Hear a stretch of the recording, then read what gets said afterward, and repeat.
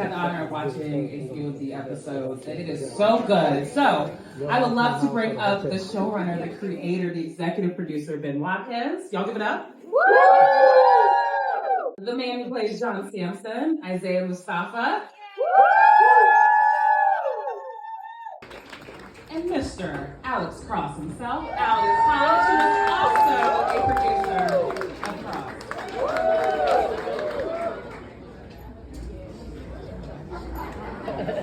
You decided to bring this to a series and based it in DC. And so what was the thinking behind that that you could share with all of us? Yeah, I was actually approached by Paramount Studios about adapting this. And my first response was to hesitate because I know it had already been movies and there's, dozens of books. They've been doing books since, the 90s. So I really had to think about what can I bring to it. Now, I'm a crime junkie, so I've been reading mystery since I was a kid, but I had never read the Alex Cross series. So my first thing was to go into the actual books. And when I went into the books, I was surprised, James Patterson wrote these books. That's a white dude. So, and it's in DC, and it's a black hero. So when I started seeing specific mentions of neighborhoods and churches and places where they go to school and the kind of food they eat, and I'm like, okay, there's more to this than what I saw in the movies. And I thought, doing this for TV, we have a unique opportunity. And especially this day and age. So that's when I decided to really lean in and make it happen. Now, I had the advantage of the world. It's set in DC. It's got a dynamic black man hero at the center of it. And it's a thriller, which is in my wheelhouse. So the next question became, well, how can we make this something else? And that was really, let's create the world and the characters more. Let's go deeper into that fabric of the community. And that's what brought me to DC, physically to DC, which I had always heard about, and I always thought people were overhyping it, to be honest. I was like, it can't be like that. It can't be that good. Man, when I got here, and I was like, everybody, there's all flavors of blackness, and there's all the socioeconomic up and down, and everything is so diverse, and I'm like, come on, man, no place I got here, I was like, man, y'all been underselling this place. This place is amazing, and it has not yet been reflected in TV and movies. So this is our chance. Yeah, that's beautiful. Give it up. That sounds good. So Aldis. Hello. It seems like people know you, familiar with some of your work. Well, I was spending the time in DC here and there myself. I got a two-step up in here one time. A little bit. So, if that's how you know me, don't tell nobody. They might know you from Black Adam, Underground, some of these amazing series and movies that you've been in, but why Alex Cross? Oh, man. Well, I'll be honest with you. I was at a place in my career before Ben and I met about this where I was looking for a bit of a relief when it came to how I wanted to represent us on screen because, as you said, I'm a producer on the show as well, but in my prior work, I've always found myself fighting for the truth of how we are represented because oftentimes the people who are, controlling our narration they're not us. And it's exhausting going to work every day and somebody's telling you what is. And you're like, no, I'm trying to tell you this ain't it. How you gonna tell me about me and mine's? Well, like you know more about it than I will. It don't make sense. But there are a lot of dangers that come with that because the audience lives on the receiving end of those consequences of misrepresentation. So when I read this script and then I found out who Ben was, not realizing we'd actually met years ago, I was relieved because I knew I didn't have to ask the questions about how to properly represent us. All I had to ask was, all right, man, let me know how we're going to get there and I'm rocking with you. Because this is too important to mess up. It's not just entertainment at the end of the day when it comes down to us. It's about what you reflect and how you reflect. And when you are facing your people, you want to stand with respect, looking eye to eye to say, hopefully you look, we aim to have done a good job to respect you with what we've done and how we've shown you, So it was more of a professional and a creative relief to be able to stand as this type of person. I'm saying as a Black man who is unapologetically celebrating who and what he is through what he does. He stands for his moral compass. He does not submit. He does not relinquish who he is, and he does not tamper with his moral integrity for the nature of what he's trying to do. He stands as the representation of what I truly believe us to be. Well, that's beautiful.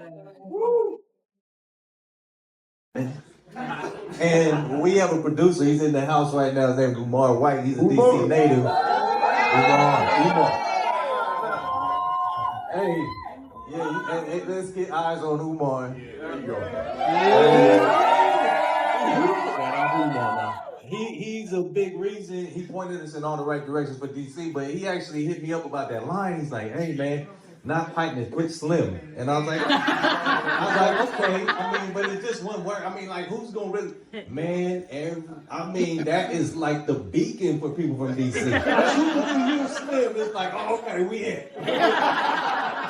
Actually, thank you for talking about how you were trying to keep it authentic to DC. It's set in DC. Talk about that a little bit more, like how else you've made sure you wanted to bring the true essence of the DMV into the series. And I saw it all through. I mean, I was surprised by like the little details. I was like, okay, y'all did your homework. So I can only tell you why we decided to really lean in on that is when I came to do the research, which is just, it's set in DC. As a storyteller, I gotta really go and see DC. And then I realized, all the good stuff they've been saying about DC, especially Black DC, it's even better than that. But then I'm realizing it's never been shown. And that's when I said, okay, well, what do we need to see? And I luckily had Umar, and then, Isaiah will tell you, these two dudes came, like, when we had 2 weeks of just researching DC, just so they could soak it up, we were all doing that because we wanted to make sure that if we were going to be one of the first, if not the first shows to truly reflect it, then we had to do it right. So you might. Man, I just remember Umar was like, look, we're going to hit it from the ground. We just going to do everything. I mean, he took us everywhere. And then I just remember getting the Ben's Chili Bowl, and I'm pretty sure I ate everything on the menu. It got acres. I was trying to stop, but that food kept coming, and I was like, all right, it's all good. But I think the brotherhood that you see on screen between Aldis and myself, I think that was born here in DC, because that's when our first scene that we shot was here. And it all happened like in that moment. We had detective training. We talked to psychologists who were forensic psychologists who played on the show. And it really kind of taught us everything about this world that we were about to be living in. well, that Do you want to tell about that time you got so emotional that you cried? I thought we wasn't going to talk about it. I just thought you was gonna be vulnerable, bro. You know what I'm saying? I'm vulnerable, man. About I'm trying to respect his space right now. It was when we were leaving. That's what it was. Well, I will say the Brotherhood does shine through on screen, but Isaiah, I want to talk to you about your character because he has been throughout the book series, right? If you are a huge fan of the book series or been reading them, but we haven't learned a lot about him on screen and through the characters. And so what was that like for you? What did you want to accomplish in this role? I had a good conversation with Ben before we actually the night that I got the job. We had a conversation just about what Samson, who he was, and the pain that he may feel, because he's attached himself to Alex's family so much, but there's a reason why he's attached himself. And so there's a sense of loss that he has and almost a fear of having that family that Alex has. So that is something that I wanted to bring to it. So there's, Ben asked me, was there anything that I could draw from? And like, I mean, in Black families, there's a lot of loss sometimes. Sometimes you grow up without a father. So that's one of the things I wanted to bring to it, is that pain that he feels from not having the thing that his brother has. This is beautiful, authentic, and real representation of a relationship between two Black men. And I guess I want to ask all of you, and especially you've been creating this, why was that so important to show this throughout the series? So we don't get as many opportunities to tell our stories. And, you know, as an artist, a lot of times I don't want to have to be conscious of agendas. But as a member of our community, I realize if we do get a bite at the apple, I want to make the most of it. And so I want to really explore themes that I think are going to resonate with our community. And I'm coming into it with that intention and with that agenda. So, and the vehicle is part of it. So when I know that there's a best friend relationship at the heart of this story, I start thinking about what does that mean for us? When have I seen that? When have I seen two black men who love each other at the heart of a show on TV? I haven't seen it. So I decided to make that the core. Every good story has to have a love story. This is not a romantic love story. It's a story of brotherly love at its core. And it would be a good chance for us to examine and then expand our perceptions of masculinity, how black men relate to each other, their vulnerabilities, what they're willing to say. My best friend I've had for 40 years, I tell this story where my best friend I've had for 40 years, we never even told each other I love you until we were in our 40s. We went 35 years without ever saying that out loud. And even today, when we get off the phone and be like, oh, look, I like you right now. You know, it's like we had to say it because now we're like, no, we said it. But it's still there. And so I wanted to have some fun with that, but I also wanted to really put it out there and hopefully, you know, make people start thinking about new ways to see each other and how we relate to each other. What was it like for both of you playing these roles and having this relationship on screen? Well, when it came to executing this emotional thuggetry, that's right.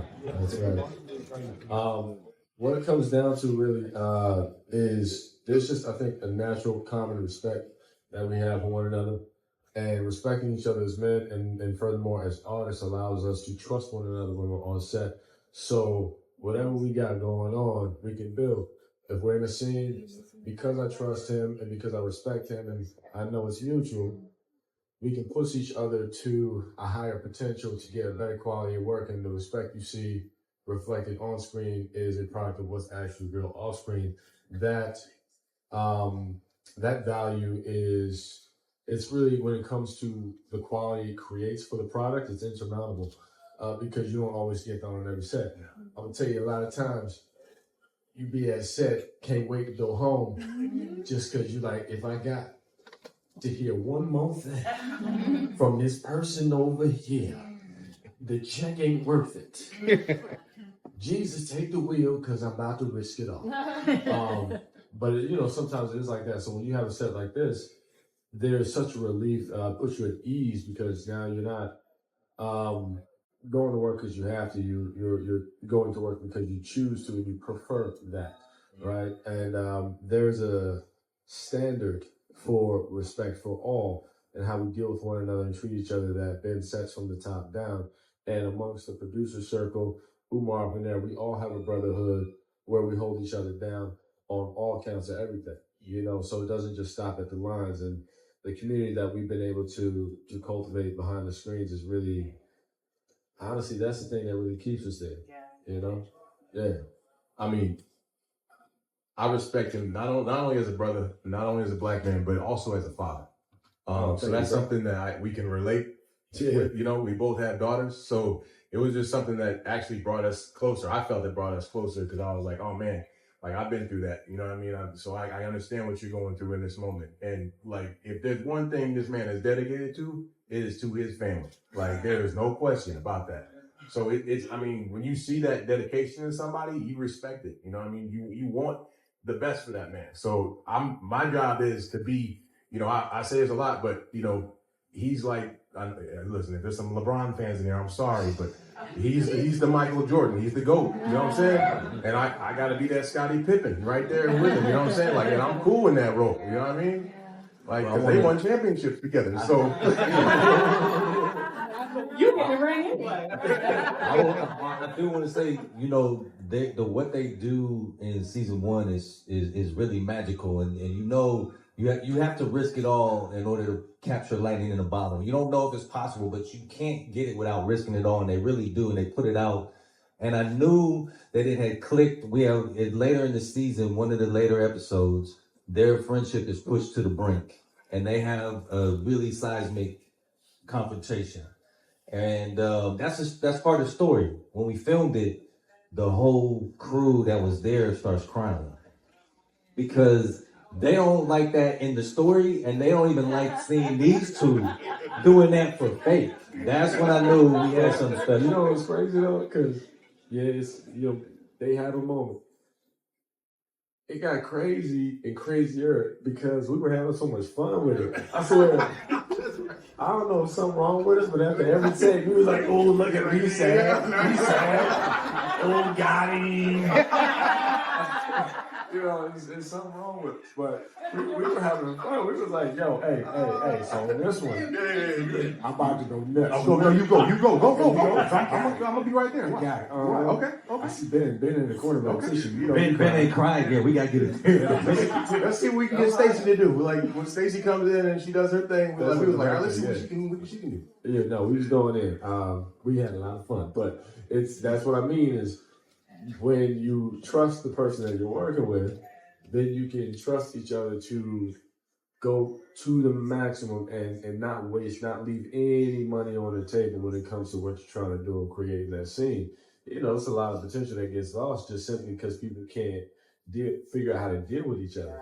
But we have a lot of fun. That is my favorite scene. Yeah, that's my favorite. Somebody asked that episode 7 separately. Six. Somebody asked us separately, like, what's your favorite scene? And we both said it. And like, we didn't know that was each other's favorite scene. I was like, episode 6. Y'all are on the same wavelength. Oh yeah. Yeah. Like the whole show is great. It's amazing. But when you get to episode 6, it takes it to another level So of everyone is going understanding. to binge tomorrow, or maybe stay up tonight. And I will be honest, it's worth it. It's so good. And that's what y'all are talking about is this raw emotion. I saw it come through. It was natural, it was organic. And especially the relationship, I'm glad you touched on this, the relationship that you have with the kids on screen, and you're drawing from your own real life experience there. It's beautiful. So series shows, and hello, Miss Joanne Reed. Thank you for joining us.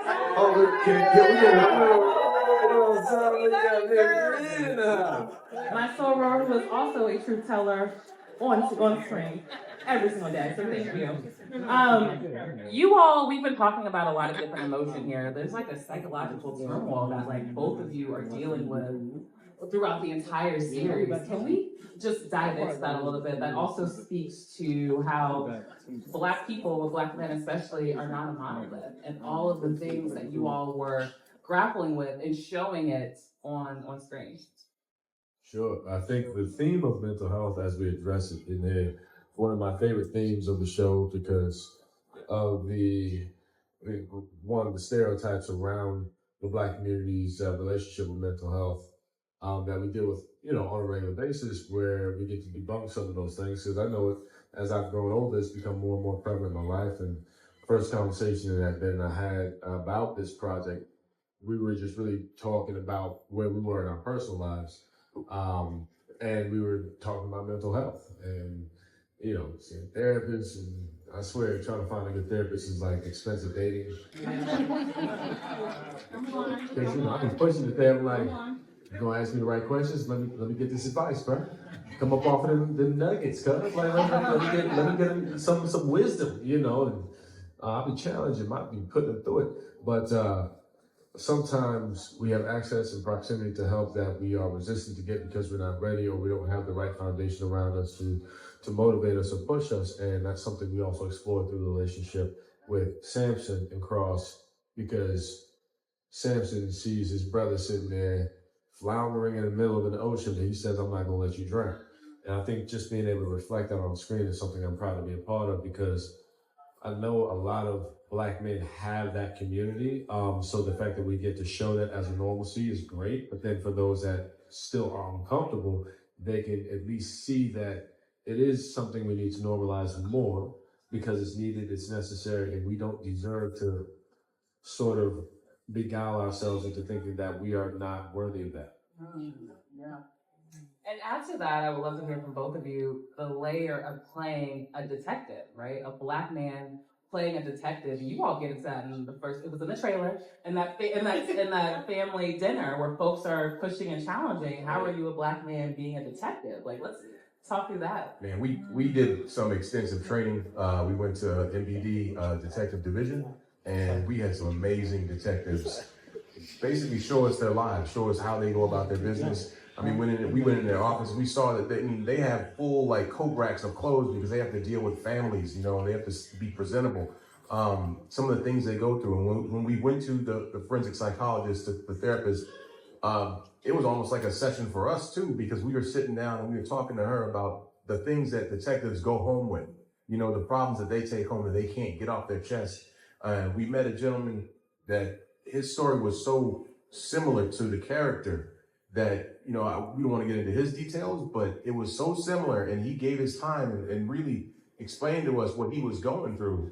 It was like, for all of us, it was just, we could feel it in the room. Like, we all had a moment where we kind of just, like, she put her hand on you, and I saw the energy, and it was just like, woo, man, it was so heavy.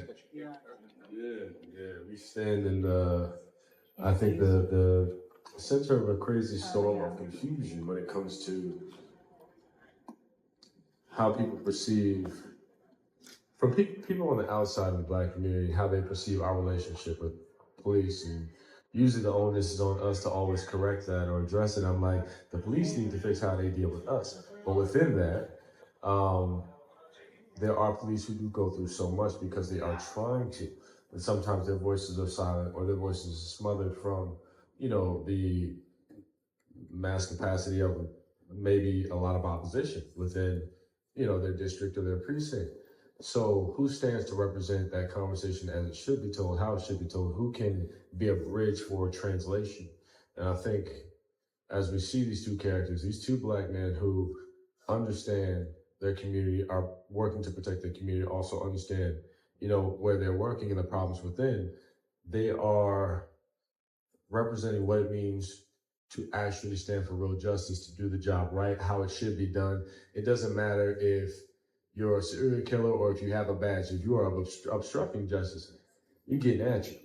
You getting them hands, you know, all day. And that's what I love, because you need somebody who can narrate that conversation, and Ben is the perfect person to help the audience walk through that. Yeah, and I think you gotta be honest. You can't really do a show that features a Black detective who's a cop and then tiptoe around the reality that there's tension between law enforcement and the Black community. You just can't do it. And so if you already gonna do a show where in any iteration of this show, Alex Cross will be seen as a hero. So I have to make sure that I balance out that conversation, because the concerns the Black community has are valid. So I want to make sure we're not doing propaganda. I want to make sure that what we're doing is a balanced conversation, and even sometimes uncomfortable conversation about that relationship. And, you know, there were some people who were nervous about that, but my argument to them was always, you know, audiences, don't underestimate audiences. They are okay with controversy, and they are okay with tension. They don't want to be preached to, and they don't want to be lied to. And then the truth is, there's tension in that relationship. And if it's raining outside, people got to get wet. Wow. I mean, and that tension actually comes through, and it in a place of, it lets the audience come to their own conclusions, but you all don't shy away from it. And I thought that was extremely powerful, especially in this moment. And, you know, it's also very vulnerable for you all to put yourselves in that position to play these roles, right? And so it's actually done extremely well. And it had me asking a lot of questions, right? So we have one more clip, because I know y'all want to get back to the party. And then we're going to ask one more question. Oh, I don't know how that. Put the bass in your voice. The bass goes down. So again, this brotherhood, there's fatherhood, there's this relationship with the community. There's so many reasons to watch this show tomorrow. Y'all can binge it tomorrow. But I want to hear from each of you what you want everyone to leave with on why they should absolutely watch this series. there's so many things that I'm proud about this show, and I'm just gonna say, from my perspective, as someone who always, when you tell me there's a mystery, I'm gonna be there. But when I ask myself what really makes me stick around, and it's not just a mystery, because this is a great thriller, but it's being able to invest in characters. And so, you know, what we've been seeing, and I feel like this is really true for this show, you show up for the mysteries, but you stick around for the characters. Go ahead, bro. Top that with the bass. All right, Scotty. Let me get my pippin on. I think I would say that when you look at black men on TV, you may not see a relationship that you see between John and Alex, but it's something that you could actually like rely on, something that you can see and you can go like, that's what I'm talking about. That's what I've been wanting to see. That if someone tells me, man, the dynamic between you two, that was it. I think that's what I love. And I mean, I would love for people to watch the show and just take away the fact that I need to send my daughter to college. So I got a cool, smooth, another like 15 years till she get there. So just rock with you, boy. I'm only asking for like 15 years of your time. That's it. That's enough. 15 seasons, exactly. Exactly. But what I seriously though,